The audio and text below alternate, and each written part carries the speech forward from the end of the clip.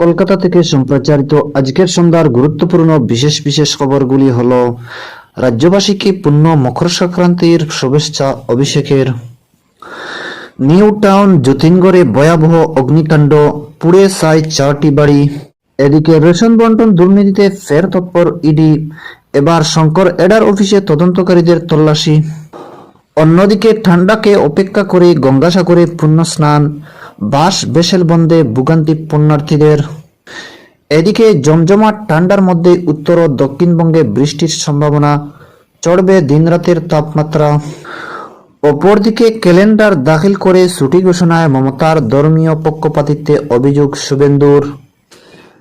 অন্যদিকে কেন শাহজাহান আত্মসমর্পণ করছে না, আদালতে প্রশ্ন বিচারপতির। এবং সর্বশেষ খবরটি হচ্ছে প্রধানমন্ত্রীর আবেদনে সাড়া, দেড়গড়ের গোপালজি মন্দিরের শুভেচ্ছা অভিযানে অংশ নিলেন ধর্মেন্দ্র প্রধান। দর্শক বন্ধুরা, এতক্ষণ শুনলেন খবরের শিরোনাম, এবারে শুনেন বিস্তারিত আলোচনা।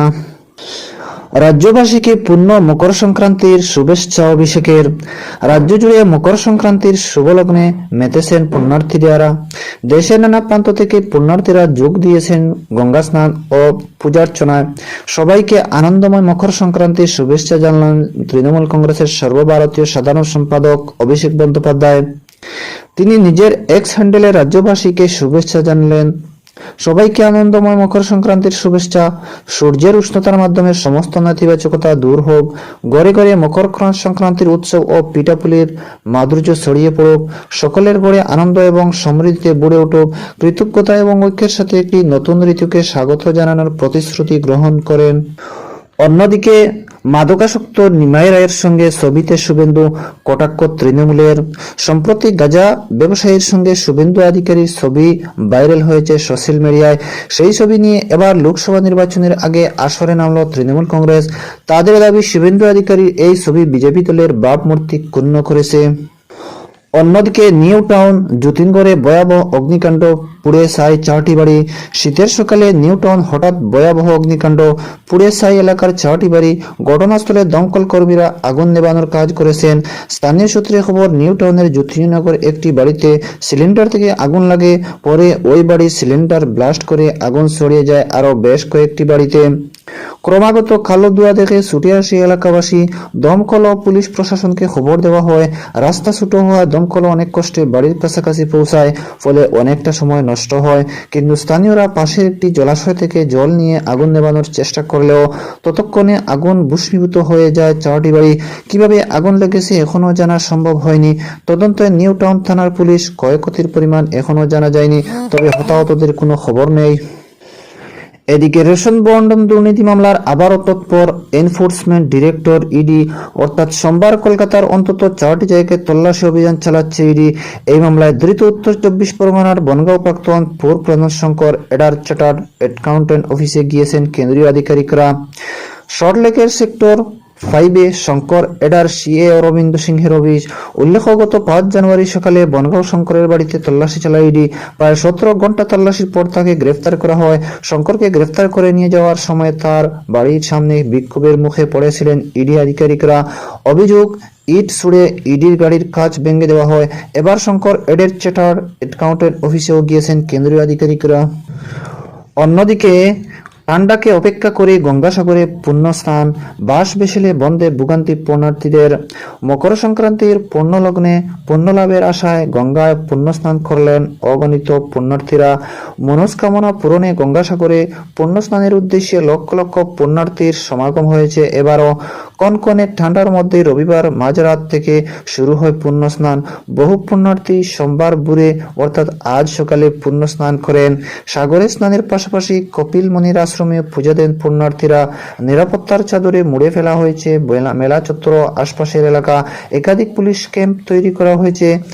আকাশপথে ও জলপথে চলেছে নজরদারি। উপকূলরক্ষী বাহিনী, জাতীয় বিপর্যয় মোকাবিলা বাহিনী, সিভিল ডিফেন্স ছাড়াও প্রস্তুত ভারতীয় নৌবাহিনীও। এবার রেকর্ড সংখ্যক পুণ্যার্থী এসেছেন গঙ্গাসাগরে, সংখ্যাটি 45 লক্ষেরও বেশি। এদিকে ঘন কুয়াশার কারণে সোমবার ভোর থেকে গঙ্গাসাগরমুখী বাস ও ভেসেল পরিষেবা পুরোপুরি বন্ধ হয়ে যায়, ফলে ভোগান্তির শিকার হন পুণ্যার্থীরা। অপরদিকে জমজমাট ঠান্ডার মধ্যে উত্তর ও দক্ষিণবঙ্গে বৃষ্টির সম্ভাবনা, চড়বে দিনরাতের তাপমাত্রা। জমজমাট ঠান্ডায় কাঁপছে উত্তর থেকে দক্ষিণ দুই বঙ্গই, শীতে কাঁপছে দক্ষিণবঙ্গের পশ্চিমের জেলাগুলি। কনকনে ঠান্ডা রয়েছে মহানগরী তিলোত্তমাতেও, তবে এই ঠান্ডা বেশি সময় স্থায়ী হবে না। বৃষ্টির সম্ভাবনার কথা জানালো আলিপুর আবহাওয়া দপ্তর। পাশাপাশি আবহাওয়া দপ্তরের পক্ষ থেকে জানানো হয়েছে মঙ্গলবার থেকেই দিন ও রাতের তাপমাত্রা চড়বে। আলিপুর আবহাওয়া দপ্তরের আবহাওয়া বিজ্ঞানী গণেশ কুমার দাস বলেছেন, 16, 17 ও 18 জানুয়ারি বঙ্গোপসাগরে একটি উচ্চচাপ বলয় তৈরি হবে, সেখানে থেকে আর্দ্রতা আসবে। এছাড়াও ঝাড়খণ্ড অঞ্চলে পশ্চিমী ঝর্ণার কারণে উত্তর ও দক্ষিণবঙ্গে হালকা থেকে মাঝারি বৃষ্টি হতে পারে। সোমবার সকাল থেকে মেঘাচ্ছন্ন ছিল কলকাতা ও লাগোয়া জেলাগুলির আকাশ। এদিন মহানগরীর সর্বনিম্ন তাপমাত্রা ছিল 13.9 ডিগ্রি সেলসিয়াস, যা স্বাভাবিক। আলিপুর আবহাওয়া দপ্তরে জানিয়েছেন, মঙ্গলবার দক্ষিণ 24 পরগনা এবং পূর্ব মেদিনীপুর জেলার কয়েকটি এলাকায় হালকা বৃষ্টির সম্ভাবনা রয়েছে। তাছাড়া বুধবার থেকে আগামী শুক্রবার পর্যন্ত উত্তর 24 পরগনা, দক্ষিণ 24 পরগনা, পূর্ব মেদিনীপুর, পশ্চিম মেদিনীপুর, হাওড়া, কলকাতা, হুগলি, পুরুলিয়া, ঝাড়গ্রাম, বাঁকুড়া, পূর্ব বর্ধমান, পশ্চিম বর্ধমান, বীরভূম, মুর্শিদাবাদ এবং নদিয়া জেলায় হালকা বৃষ্টি হতে পারে। বুধবার থেকে বৃষ্টি হতে পারে উত্তরবঙ্গের জেলাগুলিতেও। মঙ্গলবার হালকা বৃষ্টিতে ভিজতে পারে দার্জিলিং, কালিম্পং এবং আলিপুরদুয়ার জেলা। বৃষ্টির পাশাপাশি কুয়াশার পরিমাণও বেশি থাকবে এই 3 জেলায়। আবহাওয়া শুষ্ক থাকলেও উত্তরবঙ্গের পাশাপাশি দক্ষিণবঙ্গের সমস্ত জেলাগুলি মাঝারি থেকে ঘন কুয়াশায় ঢেকে থাকবে। দার্জিলিং, জলপাইগুড়ি, কালিম্পং, আলিপুরদুয়ার, কোচবিহার, মালদা, উত্তর দিনাজপুর এবং দক্ষিণ দিনাজপুর জেলার কয়েকটি এলাকায় বুধবার থেকে শুক্রবার পর্যন্ত হালকা বৃষ্টি হতে পারে বলে জানিয়েছে আলিপুর আবহাওয়া দপ্তর। অন্যদিকে ক্যালেন্ডার দাখিল করে ছুটি ঘোষণায় মমতার ধর্মীয় পক্ষপাতিত্বের অভিযোগ শুভেন্দুর। পশ্চিমবঙ্গ সরকারের ক্যালেন্ডার দাখিল করে ছুটি ঘোষণায় মুখ্যমন্ত্রী মমতা বন্দ্যোপাধ্যায়ের ধর্মীয় পক্ষপাতিত্বের অভিযোগ তুললেন বিরোধী দলনেতা শুভেন্দু অধিকারী। শুভেন্দুবাবু এক্স হ্যান্ডেলে লিখেছেন, তুষ্টির রাজনীতির রানী মমতা বন্দ্যোপাধ্যায় ফের আঘাত করলেন। পশ্চিমবঙ্গ সরকারের ক্যালেন্ডারের ছুটির তালিকা। সোমবার 2024-এর 15 জানুয়ারি মকর সংক্রান্তির কোনো ছুটি নেই। বুধবার 17 এপ্রিল শ্রীরাম নবমীতে কোনো ছুটি নেই। সবই বরাত। রবিবার 25 ফেব্রুয়ারি ওটি ছুটির দিন, তাই পরের দিন সোমবার 26 ফেব্রুয়ারির ছুটি দেওয়া হয়েছে।